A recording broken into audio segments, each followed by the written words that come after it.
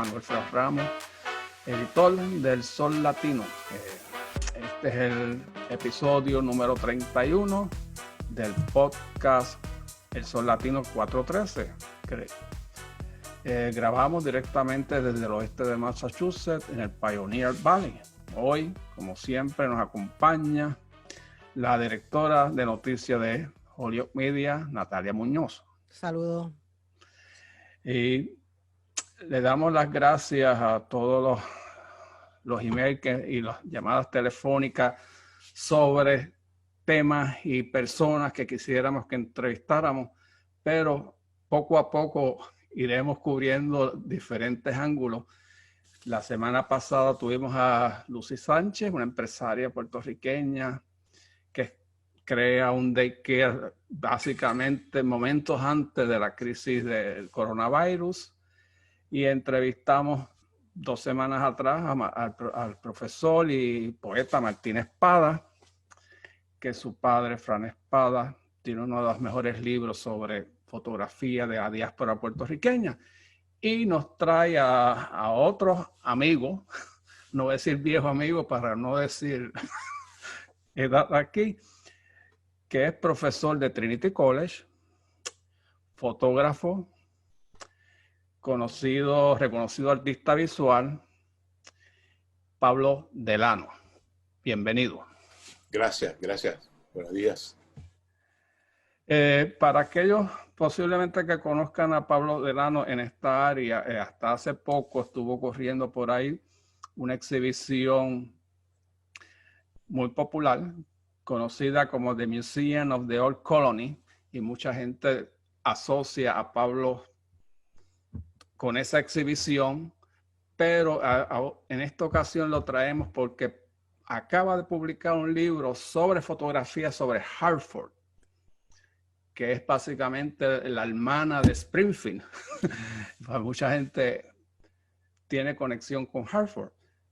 Pablo, danos una introducción de por qué ese libro, Hartford, no New Haven o otro pueblo en Connecticut.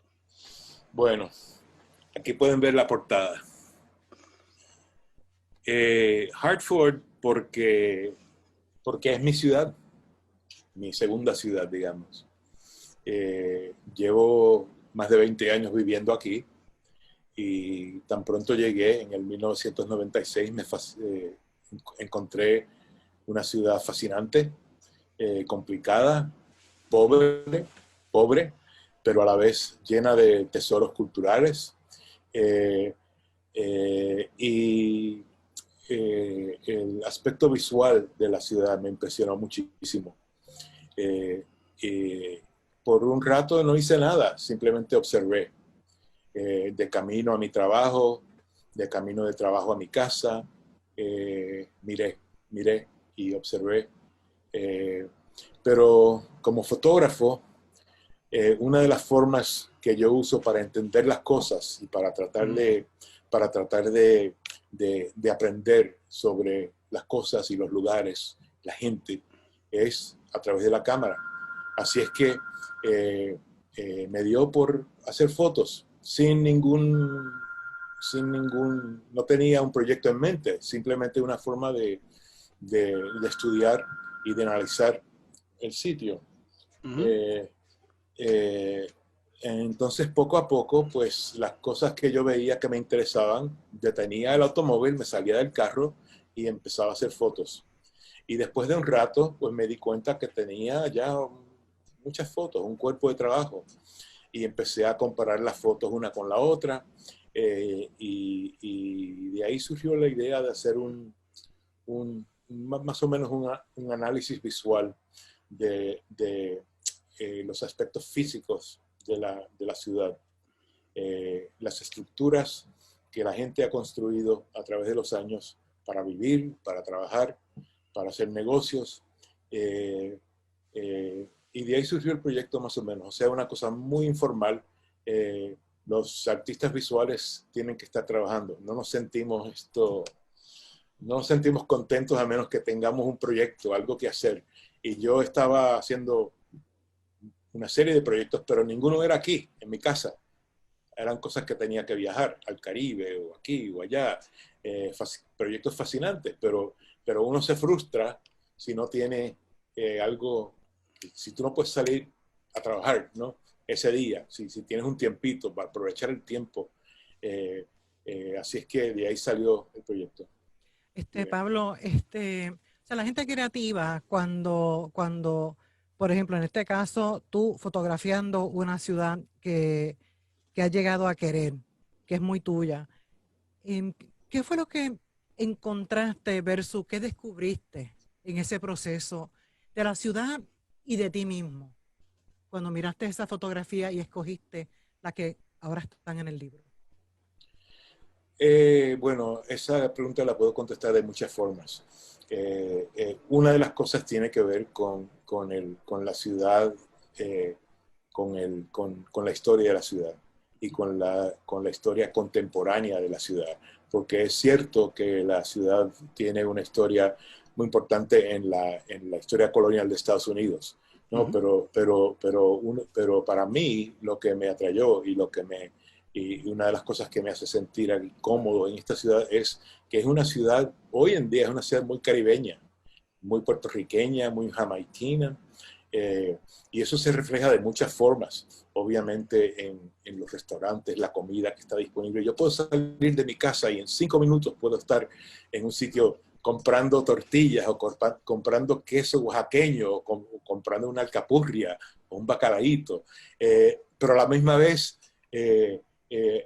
puedo salir y comprar comida asiática de todos tipos, pescados, en un mercado coreano, toda esa diversidad que se encuentra en otras ciudades, pero en Hartford hay una concentración, porque es una ciudad pequeña y llena de una enorme variedad.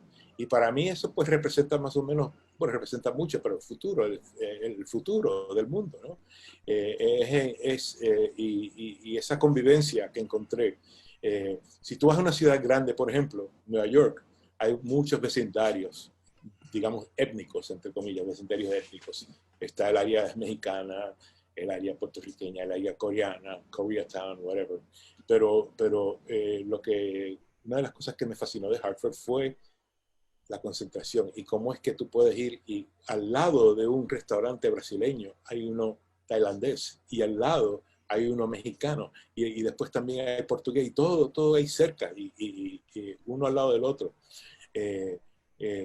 Esa, para usar la palabra de nuevo, ¿no? Esa convivencia y el respeto mutuo que la gente tiene por otras culturas, por esa convivencia más o menos forzada, me fascinó. Otra cosa que hay que mencionar también, que me chocó cuando primero llegué aquí a esta ciudad, fue los enormes prejuicios que hay en contra de la ciudad, de parte de la gente que vive, algunas en Hartford, pero también en los suburbios, en las afueras de la ciudad. Hartford se pinta como un lugar peligroso, un lugar lleno de crimen, un lugar que hay que evitar. Y hasta cierto punto, pues mi proyecto, me di cuenta después, no enseguida, cuando empecé no, pero al ir elaborando el proyecto, me di cuenta que parte de lo que estaba haciendo era tratar de formular una respuesta a esos prejuicios. En cuanto a las fotografías en general también, yo no me interesé tanto en las estructuras famosas de Hartford.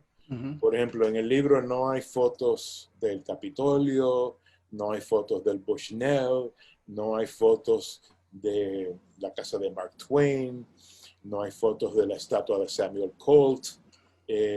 Lo que me fascinó más bien a mí fueron las estructuras humildes que fueron construidas para servir un propósito en particular, viviendas. Ajá. De hecho, cuando estabas hablando, trae el tema de esas estructuras, te iba a hacer la pregunta porque mucha gente prefiere hablar de Hartford como centro financiero, de los seguros, pero tratan de evitar el otro tema, que son las comunidades alrededor, que viven alrededor de esas grandes estructuras, que es lo que tú estás describiendo ahora. Sí. Es una ciudad llena de paradojas. Por ejemplo, en Hartford viven como 120,000 personas, pero durante el día ese número se dobla. durante el día entra gente de los suburbios a trabajar y al final del día esa gente se va. Así es que hay como un éxodo al final. Y es raro. Obviamente, pues entonces el automóvil juega un papel muy importante en la vida de la ciudad. Hay millones de lugares para estacionar, ¿no? Y se vacían por la noche. Pero sí, es una ciudad generalmente pobre, pero culturalmente muy rica. ¿Cómo tú has visto cómo ha ido cambiando la ciudad a medida que has estado trabajando en este proyecto? Que obviamente todas las ciudades van cambiando, se van transformando por una razón u otra. ¿Qué es lo que tú has podido ver trabajando en este proyecto? Bueno, el cambio más grande, más dramático del siglo pasado, del siglo XX, que hubo en Hartford, fue la construcción de las carreteras, las highways, ¿no? La ruta 84 y la 91. Eso fue parte de un movimiento de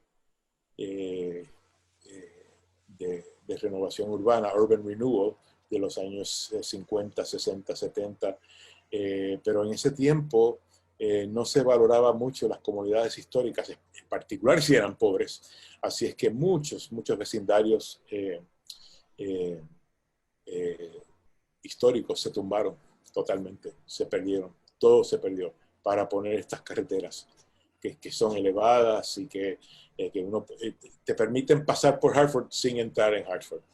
En cuanto a los cambios más recientes, pues lo que yo he visto es más o menos la trayectoria de todo eso. Por ejemplo, una de las cosas que pasó también en los años 50 y 60 fue que hubo por ejemplo, en Hartford, lo que llaman the North End, la parte norte de Hartford, era casi toda judía. Había una comunidad judía muy importante en el norte de Hartford. Habían 20 y pico de sinagogas en Hartford, 20 y pico de sinagogas en una ciudad pequeña. Hoy en día esa comunidad se ha ido completamente. No hay comunidad judía en Hartford. Lo que quedan son los cementerios. Pero en cuanto a los cambios, es interesante porque esas sinagogas, los edificios existen todavía y se han tratado de una forma muy respetuosa. Casi todas esas ex sinagogas ahora son iglesias, pentecostales, adventistas, lo que sea. Pero se han mantenido, o sea que nadie ha visto la necesidad de quitarle las escrituras en hebreo, los símbolos de lo que era antes. Déjame añadir que es muy interesante porque en Holyoke pasó lo mismo. Básicamente era una ciudad católica, pero ya las iglesias católicas básicamente se pueden contar con los dedos de la mano. Y muchas de las iglesias evangélicas protestantes son las que ocupan esos templos en estos momentos. Y casi todas son puertorriqueñas, que es lo otro más grande. Sí, hay 2 sinagogas aquí en Holyoke. ¿Que funcionan? Sí. ¿Funcionan? Sí. En Hartford sí. no hay una. Pero creo que la mayoría de las personas que asisten a la sinagoga no viven en Holyoke. Mira, esta es una fotografía de Broad Street, cerca de la República Dominicana y Puerto Rico. Sí. Exacto. ¿Eso es una bodega? Sí. Eso es una bodega. Enséñanos otra foto, por favor. Deja ver. Bueno, aquí tiene un ejemplo de estructuras que son, no sé si se ve bien. Sí, se ve. Sí, se ve perfecto. Estructuras que son muy humildes, muy comunes, pero para mí, pues son fascinantes, ¿no? Los colores, la geometría, la arquitectura. Por eso, Pablo. Este es un ejemplo de un edificio muy viejo que ahora es un garaje para arreglar automóviles, pero que antes era de caballos, era un establo donde guardaban las carrozas. Esa es otra cosa que me fascina, ¿no? Cómo es que uno puede ver en el mismo edificio las capas de historia, casi Yeah. literalmente como las capas de pintura, es como las capas de historia, porque también los colores cambian. Antes los colores eran grises, eran colores muy conservadores. Ahora con las comunidades caribeñas, pues uno ve colores mucho más vivos. Los colores que chillan. Manuel, ¿tú ibas a decir algo? Sí que sitúame en Hartford, ¿dónde tomaste esa foto con respecto a qué área de Hartford? Esa foto en particular, Sí, esa foto, la de las banderas, sí. es en Broad Street, que queda cerca de Trinity College. Okay. Es en un vecindario que se llama Frog Hollow, que es mayormente puertorriqueño ahora y dominicano, también un poco mexicano, pero es latino, hispano, un barrio latino, sí. Hay dos calles comerciales muy interesantes en Hartford: Albany Avenue y Park Street, la calle Park. La calle Park es como la calle central del barrio hispano, y ahí hay negocios de todas partes de Latinoamérica, de Colombia, de Honduras, colombianos, mexicanos, peruanos, puertorriqueños. Albany Avenue queda en el norte de la ciudad, y también hay negocios latinos ahí. Por ejemplo, hay un restaurante puertorriqueño que se llama Aquí Me Quedo número 2. Aquí me quedo. Eso es un libro. El Aquí Me Quedo número 1 queda en la calle Park. El Aquí Me Quedo número 2 queda en Albany Avenue. Pero la mayoría de los negocios en Albany Avenue son jamaiquinos o caribeños de Jamaica o de las islas donde hablan inglés, ¿no? Mira, Pablo, ok, o sea, yo siempre me quejo de lo mismo. Tantos restaurantes puertorriqueños, yo no he encontrado uno que sabe hacer un café con leche. Es el café aguao, no calientan la leche. O sea, no es que tengan que usar yaucono o un café cosechado en Puerto Rico, aunque eso sería bueno también. Es que no lo preparan como lo preparan en Puerto Rico. Y, o sea, y tanto que hablamos de macchiato, cappuccino, o sea, tú sabes, ¿por qué no podemos encontrar una taza humilde de café con leche, please? Es que tú no puedes pedir un café con leche, te miran como, ¿qué? You want a macchiato? No. You want a cappuccino? No. You want a... No. A veces yo hasta le explico cómo hacerlo, ¿no? Y me lo hacen. Se van perdiendo estas tradiciones también. O sea, lo otro que no se puede conseguir, o que yo no he encontrado todavía, por ejemplo en Hartford, donde hay qué sé yo cuántos restaurantes puertorriqueños, o ahora le dicen a veces que me molestan, los Spanish restaurants, que no son Spanish, que ponen Spanish. Sí. Las habichuelas. Spanish rice. Pero es que las habichuelas que hacen no tienen sabor, no tienen sofrito, no tienen calabaza, no tienen papa, no tienen tocineta. No,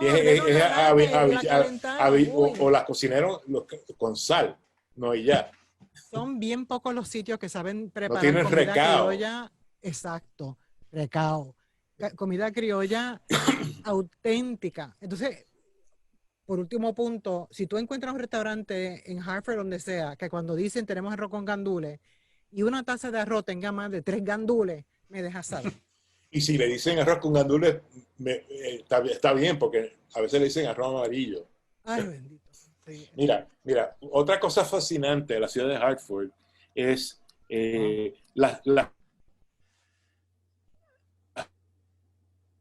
aquí. Por ejemplo, esto es en otra parte de Park Street, ¿no? Que se llama Parkville. Obviamente, pues un negocio portugués. Pues, debido a que esta comunidad portuguesa ha existido en Hartford tantos años, pues eso atrayó otra comunidad, los brasileños, ¿no? Por el idioma. Por el idioma. Natalia, me preguntaste sobre los cambios. Cuando yo vine, había muchos negocios portugueses. Aquí hay generaciones de familias portuguesas, pero en los últimos 20 años lo que ha subido muchísimo es la comunidad brasileña. Y poco a poco tú ves más restaurantes brasileños, una carnicería brasileña donde puedes conseguir el chorizo brasileño, ese tipo de cosas. Envíos a Brasil, ese tipo. O sea, que Hartford es una ciudad bien diversa. Sí. No es una ciudad puertorriqueña como quizás se conoce más desde acá en Massachusetts, que la gente piensa en Hartford y dicen, bueno, eso Hay un chorrete de puertorriqueños, sí, hay puertorriqueños, pero hay otras comunidades también. Sí, pero aún así, el 38% de los residentes de Hartford son puertorriqueños. O sea, es el grupo más grande que hay en Hartford. Y Hartford es una ciudad, la mayoría, bueno, para ponerlo de la otra forma, la minoría de la gente que vive en Hartford son blancos. Es una minoría. Wow. Trabajan, pero no viven. Oye, ¿y cómo están ustedes allá lidiando con el COVID-19? ¿Están usando mascarilla? ¿Van a abrir las escuelas? ¿Qué es lo que está pasando por allá? Cada pueblo es diferente. Donde yo, en Trinity College, van a abrir, pero quién sabe. ¿Qué tú crees de eso? Bueno, esa decisión. Yo no me siento bien con eso, ¿no? Sí. Pero por el otro lado, estoy agradecido que tengo trabajo todavía.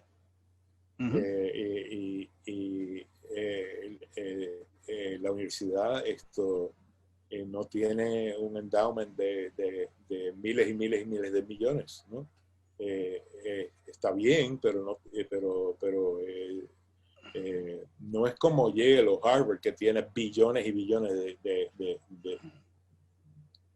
dólares. Y depende mucho de las matrículas que pagan los estudiantes. Y si no vienen los estudiantes, pues no pagan. Aún si hacen el distance learning y aprenden por computadora y se dan las clases online, pues se les cobra menos. Y también las universidades dependen mucho de lo que pagan los estudiantes por el hospedaje. Así es que es un balance muy difícil. Yo no me gustaría estar en la posición de hacer decisiones sobre esto ahora. Pero la mayoría de mis colegas están dando clases por internet.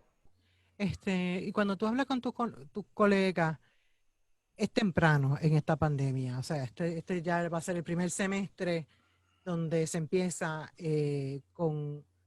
dando clases remotamente o en persona, pocas personas en el salón, todo el mundo bien, con mucha distancia entre un estudiante y el otro. Pero cuando tú y tus colegas hablan del impacto que tiene esto sobre los estudiantes, en términos de educación, y hemos hablado de esto en términos de educación a escuela elemental, secundaria, superior, pero en términos de educación a nivel universitario, ¿cómo ustedes hablan de este tema, de que las oportunidades que quizás se están perdiendo o las nuevas maneras que se están descubriendo en cómo enseñarle a esta gente joven sobre una diversidad de temas? Bueno, te puedes imaginar, es un tema muy complejo. Y ahora yo creo que la mayoría de mis colegas están más preocupados por no morir. Y todos sabemos que los estudiantes que viven en dormitorios, en particular en escuelas, en universidades como Trinity y otras, les gusta hacer fiesta. Y es como no se pueden controlar esa necesidad de estar así en la fiesta y socializando. Y es como no, tú le puedes decir que no se puede hacer y tú puedes poner reglas, pero ya estamos viendo ahora lo que está pasando cuando en otros estados y en otras universidades que ya han empezado y los estudiantes regresan y 2 días después, una semana después, hay 20 casos y después hay 40 casos y después hay 200 casos. Por ejemplo, en la Universidad de Notre Dame ya tuvieron que cancelar las clases en persona, empezaron y eso duró como 2 semanas. Y lo Sí, porque claro, esa es la edad de los inmortales. Cuando uno tiene 20 y pico de años, 18 años, uno piensa, a mí no me va a dar nada, y si me da, pues nada, es como un catarrito. Oye, Pablo, ¿qué tan frustrante es que tú sacas un nuevo libro, que invertiste mucho dinero, o mejor dicho, tiempo, y quisieras ir a 10,000 sitios y hablar sobre el libro en persona, claro, y de momento llega el coronavirus y tienes que hacer básicamente hablar del libro vía Zoom. ¿Cómo tú has podido bregar con esa situación? Pues obviamente yo no soy el único en esa situación. Todo el mundo que ha sacado libros durante esta pandemia ha tenido que bregar con lo mismo, pero mira, no es, y es verdad, o sea que me han invitado. Teníamos un evento planeado para la librería de UConn, porque ahora tú sabes que UConn tiene un campus en downtown, en Hartford, ahí al lado, en el edificio que antes era el periódico, el Hartford Times. Eso todo está remodelado y ellos tienen su campus de Hartford ahí, y ahí tienen una sucursal de Barnes Noble, y me habían invitado ahí vamos a hacer un evento. Hay muchos eventos que se han cancelado o se han transferido al formato Zoom. Es frustrante, ¿no? Porque uno se siente bien, pues, que venga la gente y tú le das la mano y los abrazas y tú así compran el libro. Por otro lado, pues hicimos un evento en el Wadsworth Athenaeum, que lo hicimos por Zoom, y vinieron un montón de personas. O sea que el poder asistir a un evento así, estando en tu sala y no tener que salir, pues yo creo que puede atraer mucho público. Y llegaron como 80 personas a ese evento. Si lo hubiéramos hecho en persona, dudo que hubieran ido tanta gente. Así que veremos. Y el libro se compra por Amazon también, aunque sin mi firma, pero... Pues, ¿cómo conseguimos el libro con tu firma? Hablamos después. Okay. ¿Quién publicó el libro? ¿Qué editorial? El libro lo publicó Wesleyan University Press. Es interesante lo que dices sobre Zoom, que más gente asistieron a tu presentación por Zoom que quizá hubieran asistido en persona. ¿Y por qué tú crees que eso es? Porque no hay que hacer nada. Lo puedes asistir y estar sentado en tu sofá, en tu sala, con el aire acondicionado puesto. Y no tienes que estacionar, no tienes que nada. Pues. Tengo otro a finales de septiembre en Connecticut Historical Society, que también va a ser por Zoom. Así es que veremos. Pero ustedes saben, ¿no?, que por Zoom también se puede presentar un PowerPoint. Yeah. ¿Y cómo ha recibido la gente de Hartford tu libro? Muy bien. La gente, correcto, que está conectada con Hartford, se pone nostálgica y dice, bueno, sí, ahí fue que mi madre paseaba, caminaba. Definitivamente, eso ha pasado. Pero eso es interesante para relacionar esto con lo que estaban diciendo antes, ¿no? Ese tipo de momento maravilloso, mágico, cuando tú conoces una persona que puede ver tu foto y, mira, eso yo me acuerdo, bla, bla, bla. Eso ocurre menos en Zoom. Eso es bien difícil que ocurra en Zoom. Hace 5 años, este proyecto se exhibió en la Connecticut Historical Society, ahí tienen un museo. Hicimos una exhibición fotográfica donde se exhibieron 125 fotografías enmarcadas, y eso fue, pues obviamente, un evento físico donde tú podías ir, asistir, tenías que entrar a la galería y estaba todo en las paredes, y ahí, por ejemplo, en la inauguración de esa exhibición, hubo mucho de lo que tú mencionas. Una viejita vino, mira, ven, pues, que quiero mostrarte esta foto. Tú ves esa foto, mi papá construyó ese edificio, ¿no? Y yo me acuerdo de cuando terminaron, y bla, bla, bla, y así. Y eso, pues, por Zoom ocurre muy poco, pero es increíble la cantidad de personas que te pueden decir, mira, en esa esquina fue que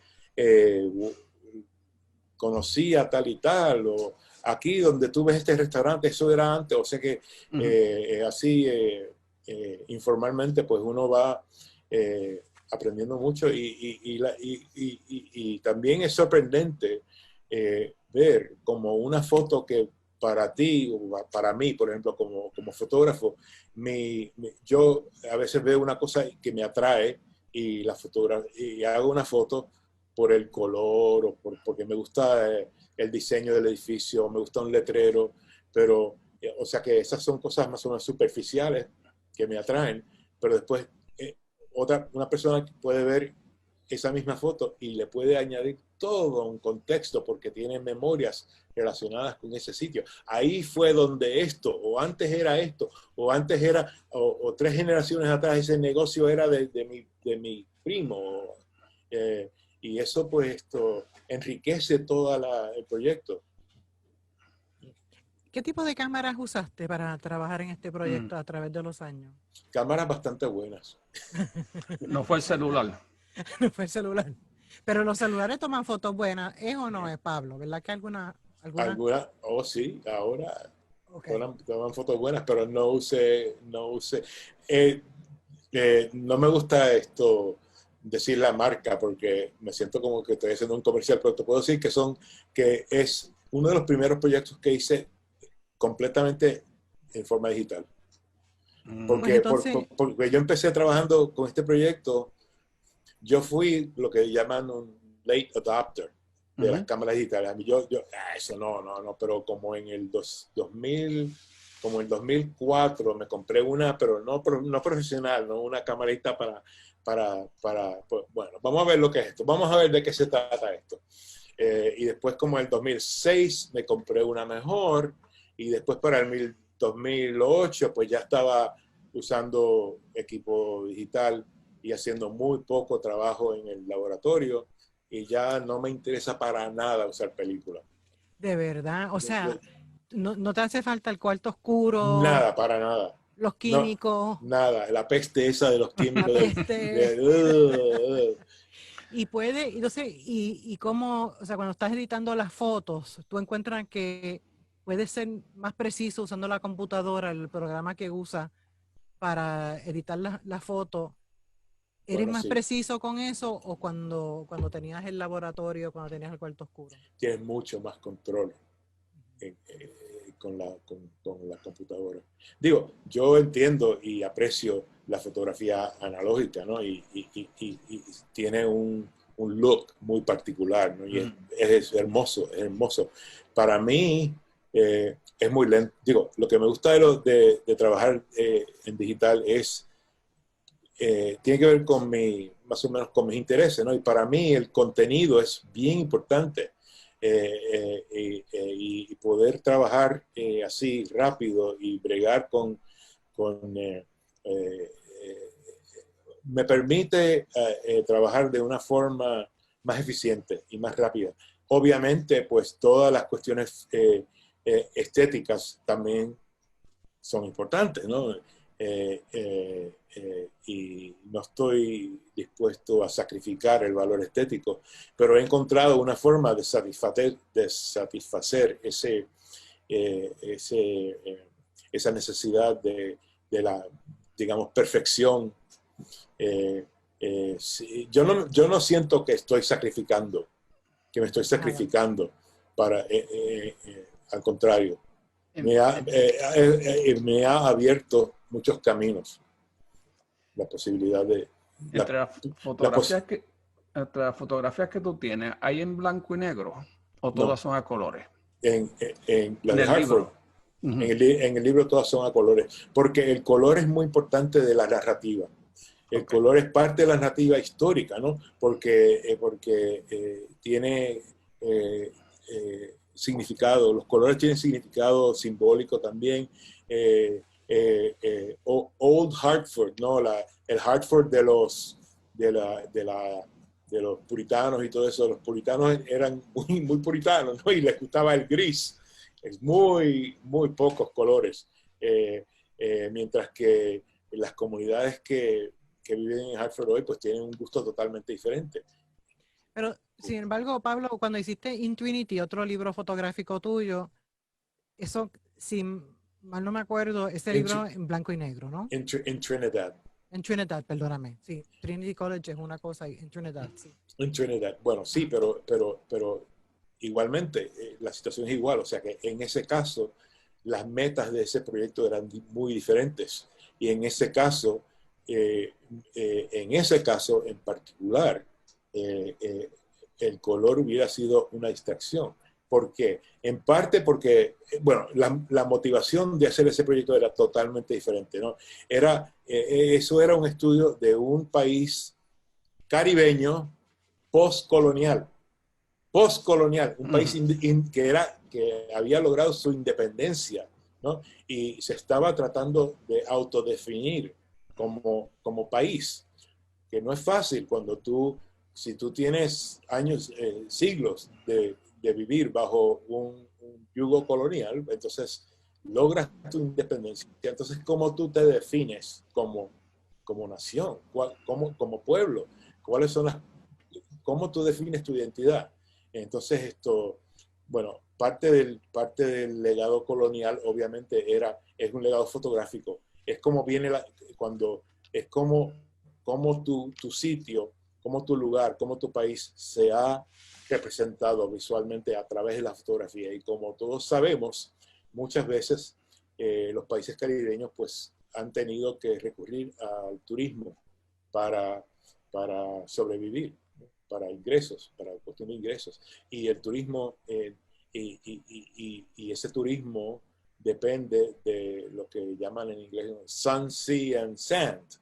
O sea que hay todo un legado visual de imágenes del Caribe que son a colores, del cielo azul, la arena blanca, el beach ball, los bikinis y todo eso, y las flores, y todo es y para mí, en parte, no es la única razón, pero parte de la razón para rechazar el color en ese proyecto es para hacer un statement, no, claramente, no, esto no es eso. Esto no va a ser un libro a color para turistas. Esto no va a ser, yo no estoy en contra de que lo compren los turistas, y creo que algunos turistas hasta que lo compran, ¿no? Pero esto es otra cosa, esto es más profundo, esto tiene que ir más allá de la distracción de los lindos colores. Gracias Ahora, por esa explicación sobre la diferencia de blanco y negro versus color. Pero depende del proyecto. En Hartford, para mí, el color era una parte integral de la narrativa.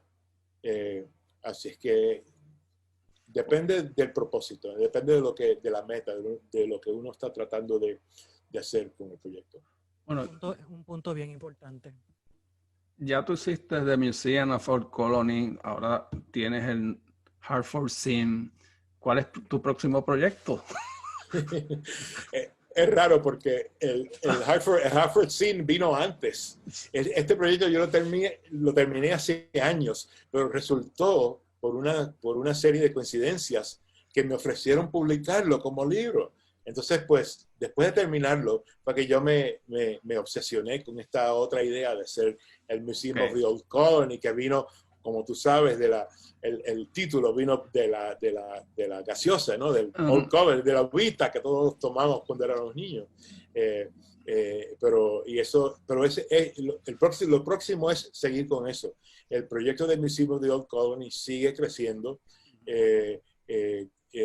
Se iba a montar aquí en Hartford, pero con la pandemia no se pudo.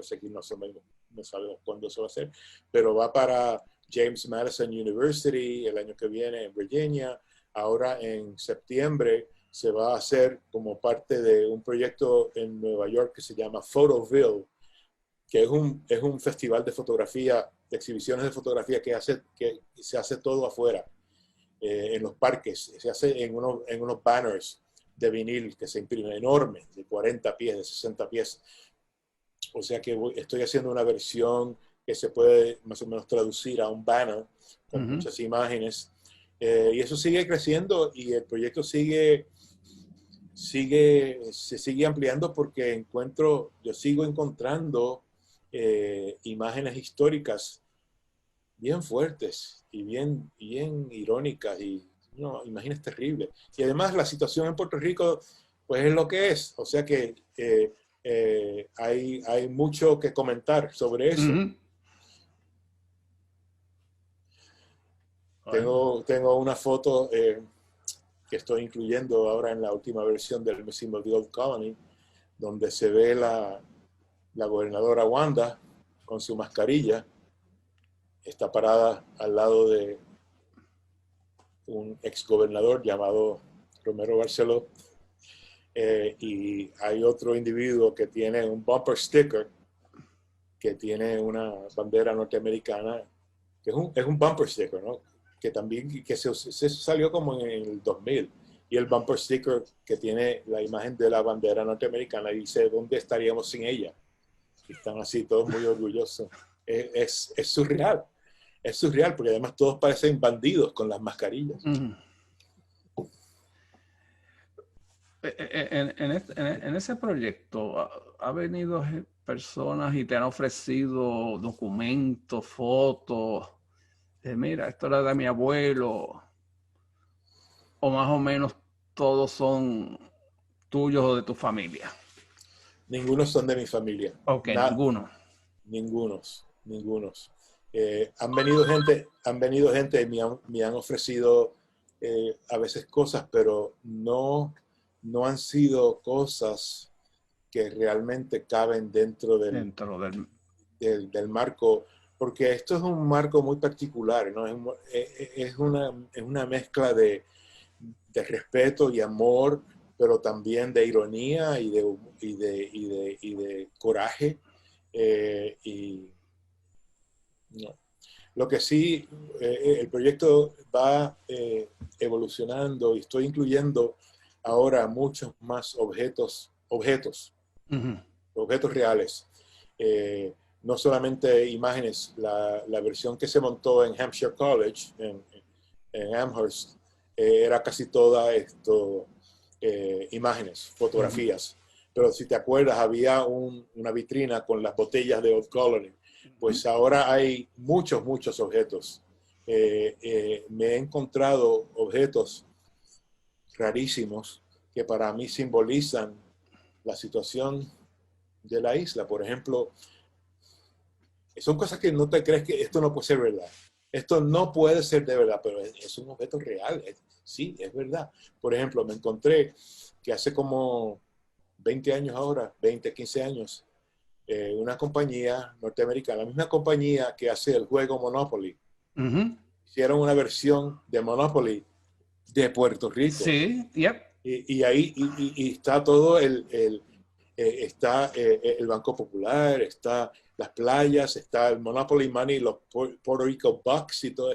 Es dentro del contexto de la crisis económica y la deuda y todo eso, pues, bueno, y ahí está. De hecho, ese juego es difícil de conseguir. Es difícil de conseguir, pero lo conseguí.